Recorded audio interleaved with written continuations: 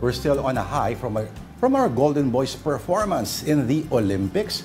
At para sa'yo, Kaloy, ang I Saw the Signs natin ngayon. Double gold winner, Carlos Yulo.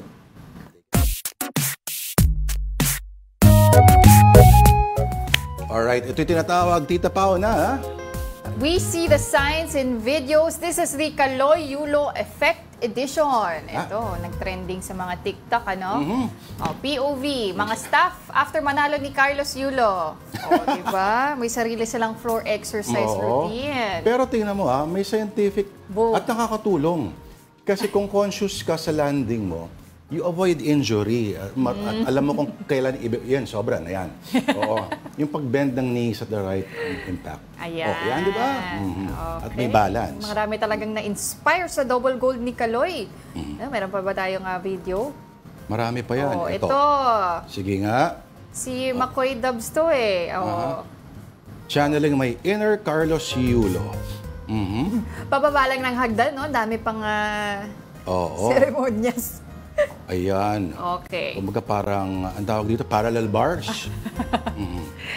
Pero sa mga batang, alam nila ang pakiramdam, madula sa bagong na-wax shine, na. bagong wax na hagdan. Marami talagang na ano dito kay Kaloy. Nakita ko pa nung nakita nila yung narinig nila yung prizes na mapapalanunan ni Kaloy, magsisimula na doon sila mag-training. Correct. Ito. Oo. Kay Senator Risa Ontiveros naman to, mga staff niya.